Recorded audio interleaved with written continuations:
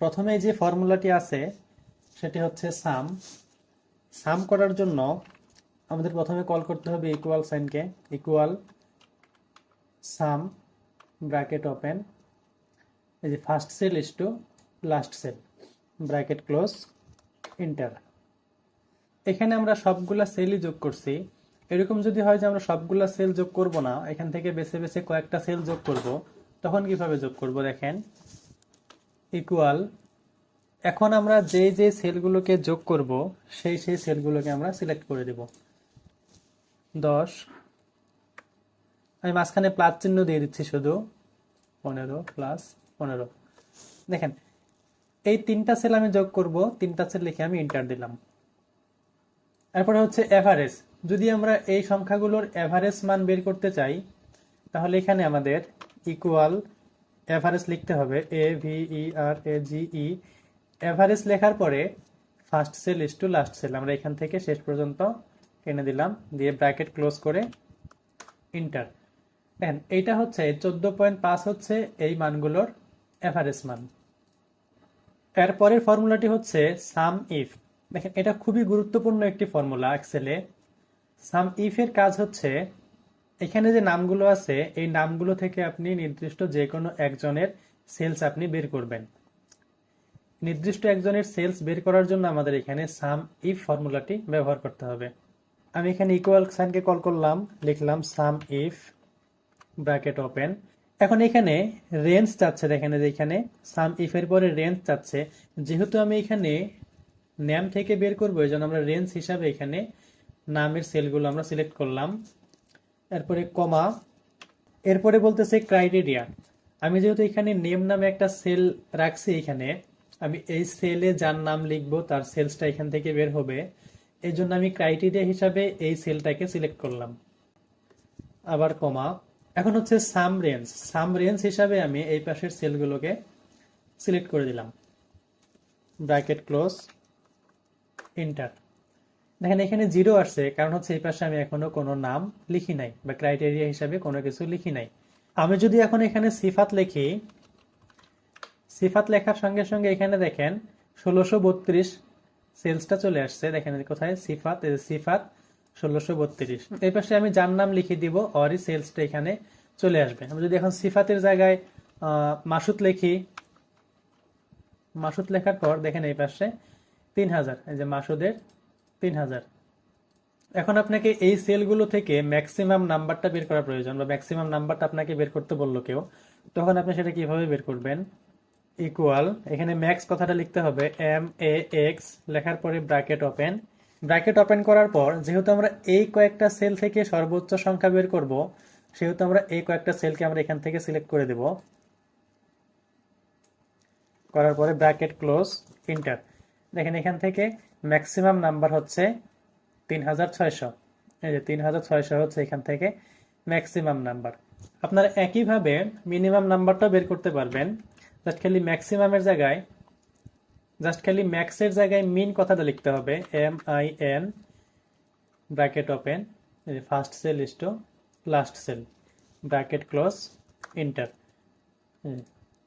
1600 হচ্ছে এখান থেকে সর্বনিম্ন সংখ্যা। এখন যে ফর্মুলাটি শিখবো সেটি হচ্ছে সাব টোটাল। সাব টোটালের কাজ কি দেখেন, আমরা আগে সাব টোটালটা বের করি, এখানে equal sub total bracket open. দেখেন সাব টোটাল লিখে ব্র্যাকেট ওপেন করার সঙ্গে সঙ্গে এখন আমরা কি সাব টোটাল করব, আমরা সামের সাব টোটাল করব, যোগ করব। এখানে সাম একটা আছে 9-এ, নিচের দিকে একটু নামেন, একটু নিচের দিকে নামেন, একটু নিচের দিকে নামার পরে দেখেন এখানে এই যে 109-এ আরেকটা সাম আছে, তো আমরা এখানে 109টাকে সিলেক্ট করে দেব। 109 সিলেক্ট করার পর একটা কমা, কমা দেওয়ার পরে এখন হচ্ছে first cell is to last cell, এখান থেকে আমরা লাস্ট সেল পর্যন্ত সিলেক্ট করলাম, ব্র্যাকেট ক্লোজ করে ইন্টার পেস্ট করলাম। সাব টোটাল দিয়ে যোগ করার পর যে রেজাল্টটা আসছে, যদি আমরা সাম দিয়ে যোগ করি তারপরেও কিন্তু একই রেজাল্ট আসবে। যদি আমরা এই করে দেখি, লিখি sum bracket open first cell last cell দিয়ে ইন্টার দেই, দেখেন এইখানে যে আসছে কত 20,704, এখানেও আসছে 20,704। তাহলে আমরা কেন এখানে সাব টোটাল ব্যবহার করব আর কেন সাম ব্যবহার করব না? এইখানে কয়েকটা এরিয়া দেওয়া আছে, তিনটার মতো এরিয়া দেওয়া আছে। এখন আপনার বস আপনাকে বলল যে এখান থেকে শুধু দিনাজপুর বা শুধু ঢাকার টোটাল কত। এখান থেকে আপনি যদি শুধু ঢাকাকে সিলেক্ট করেন, ইন্টার দেন, দেখেন এখানে টোটাল হিসাবে কিন্তু শুধু ঢাকার টোটালটা চলে আসছে। কিন্তু এইখানে যে আমি সাম করছিলাম, সাম দিয়ে যে যোগ করছিলাম, এখানে কিন্তু এটার কোনো চেঞ্জ আসে নাই। আমি আবার দেখাচ্ছি। এখন এখান থেকে আমাকে শুধু ঢাকার টোটালটা বের করতে হবে, অথবা শুধু সাভারের টোটালটা বের করতে হবে। যদি আমি এখান থেকে শুধু সাভার সিলেক্ট করে দেই, সাভার সিলেক্ট করে ওকে দিলাম, দেখেন এখানে শুধু সাভারের টোটালটা এখানে চলে আসছে। কিন্তু এইখানে যে আমি সাম দিয়ে করছিলাম এটার কিন্তু কোনো চেঞ্জ আসে নাই। এই জন্য অবশ্যই আমরা যদি আলাদা আলাদা করে টোটালটা বের করতে চাই, তাহলে অবশ্যই আমাদের এখানে সাব টোটালটাই ব্যবহার করতে হবে। এর পরের ফর্মুলাটি হচ্ছে কাউন্ট। কাউন্টের কাজ কি? কাউন্টের কাজ হচ্ছে কোনো কিছু কাউন্ট করা বা গণনা করা। এখানে যে কাউন্ট আছে, এই কাউন্ট শুধু নাম্বার কাউন্ট করতে পারে, এই কাউন্ট কিন্তু এই টেক্সট কাউন্ট করতে পারে না। এখানে কতগুলা সেলে নাম্বার আছে, এই কাউন্ট দিয়ে শুধু অতগুলা সেলই কাউন্ট করা যাবে। যেমন ইকুয়াল কাউন্ট, যদি আমরা এই কয়েকটা সেল সিলেক্ট করে দেই, এন্টার দিলাম, দেখেন এখানে 8টা সেল আছে। কাউন্ট বলতেছে যে এখানে 8টা সেলে নাম্বার লেখা আছে। দেখি 1 2 3 4 5 6 7 8। যদি এখানে আমি এই কয়েকটা সেলের পরিবর্তে এখানে এই কয়েকটা সেল সিলেক্ট করে দেই, তারপরে ব্র্যাকেট ক্লোজ করে এন্টার দেই, তারপরেও দেখেন সে 8 দেখাচ্ছে। আমি যতগুলা সেলই সিলেক্ট করি না কেন, এখানে কাউন্ট শুধু দেখবে যে অতগুলা সেলের মধ্যে কতগুলা সেলে শুধু নাম্বার আছে। এখানে যতগুলা সেলে নাম্বার আছে শুধু অতগুলা সেলই কাউন্ট করবে। এর পরের ফর্মুলাটি হচ্ছে কাউন্টা। কাউন্টার কাজ কি? কাউন্টটা হচ্ছে, যেমন কাউন্ট এখান থেকে শুধু নাম্বার কাউন্ট করতে পারে, তেমনি কাউন্টটা হচ্ছে নাম্বার এবং টেক্সট উভয় কাউন্ট করতে পারে। দেখেন যদি আমি এখান থেকে সিলেক্ট করে দেই, সিলেক্ট করার পর ব্র্যাকেট ক্লোজ করে এন্টার দিয়ে দিলাম, দেখেন এখানে 16 দেখাচ্ছে, এই পাশে 8টা, এই পাশে 8টা। তার মানে কাউন্টটা হচ্ছে টেক্সট এবং নাম্বার উভয়ই কাউন্ট করতে পারে।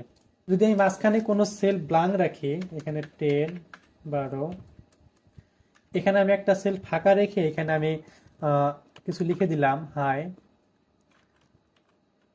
হ্যালো। দেখেন এখন যদি আমি এখানে কাউন্টটা করি তাহলে কি আসে? এখানে কাউন্টটা করার পর এখানে কিন্তু 4 আসতেছে। মাঝখানে যে একটা সেল ব্ল্যাঙ্ক আছে এটা কিন্তু সে কাউন্ট করতেছে না।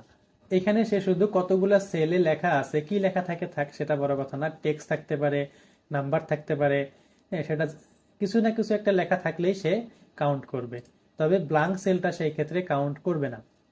এর পরের ফর্মুলাটি হচ্ছে কাউন্টিফ। কাউন্টিফ দিয়ে এখানে আমরা যে কোনো কিছু কাউন্ট করতে পারবো।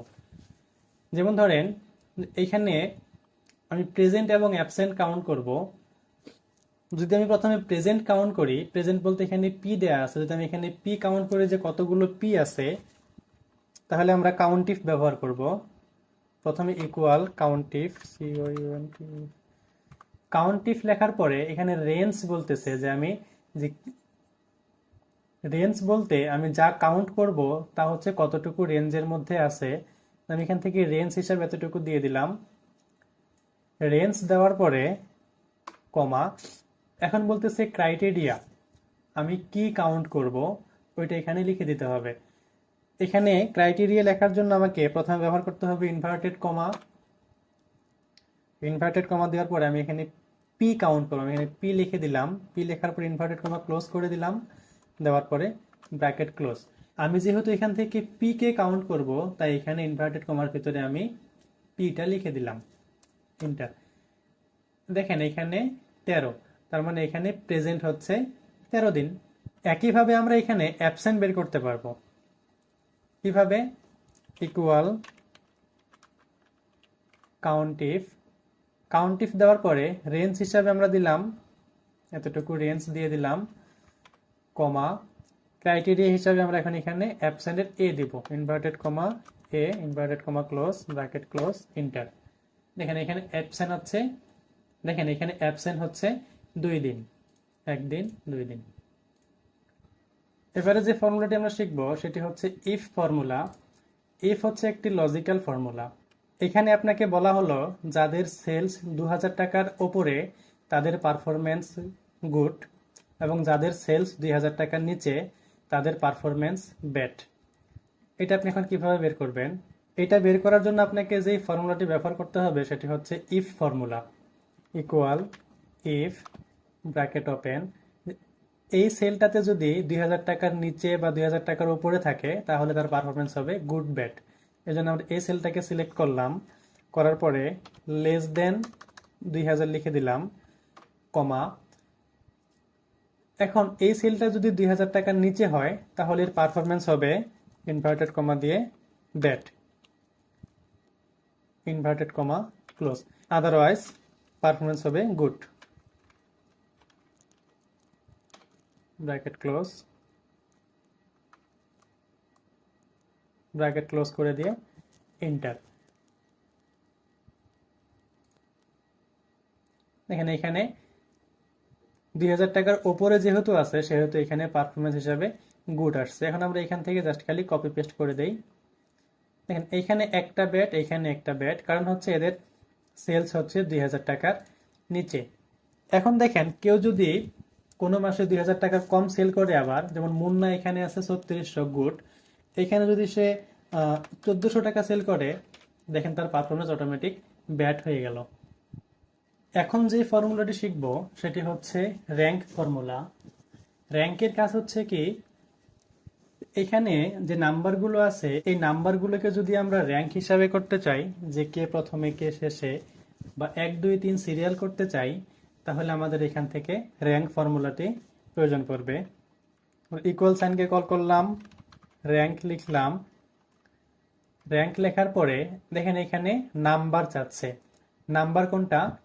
যে এই নাম্বারটা, এই নাম্বারটা কত নাম্বার র্যাঙ্ক, তাহলে আমরা এই নাম্বারটাকে সিলেক্ট করলাম, করার পরে কমা দিলাম, দেওয়ার পরে এখানে রেফারেন্স চাচ্ছে যে এই নাম্বারটা কতগুলো নাম্বারের মধ্যে র্যাঙ্কিং করবে। তো এইখানে যতগুলো নাম্বার আছে আমরা সবগুলো নাম্বার রেফারেন্স হিসাবে দিয়ে দিলাম। এইখান থেকে এই যতগুলো নাম্বার আছে এই এতগুলো নাম্বারের মধ্যে এই নাম্বারটা কততম। রেফারেন্স দেওয়ার পরে এটাকে আমরা লক করে দেব। এটাকে লক করার জন্য আমরা কিবোর্ড থেকে F4 বাটনটা চাপবো। কিবোর্ড থেকে F4 বাটনটা চাপার সঙ্গে সঙ্গে এটা লক হয়ে গেল। লক করার পরে আমরা ব্র্যাকেট ক্লোজ করে দেব, দেওয়ার পরে এন্টার। এটা হচ্ছে এইখানে যতগুলো নাম্বার আছে এতগুলোর থেকে এটা হচ্ছে 7 নাম্বার পজিশনে আছে। এখন জাস্ট খালি আমরা এখান থেকে এটাকে কপি পেস্ট করে দেই। দেখেন এখানে আমাদের র্যাঙ্ক হয়ে গেছে। এটা হচ্ছে 1 নাম্বার 162, সব থেকে বড় সংখ্যা হচ্ছে এখানে 162।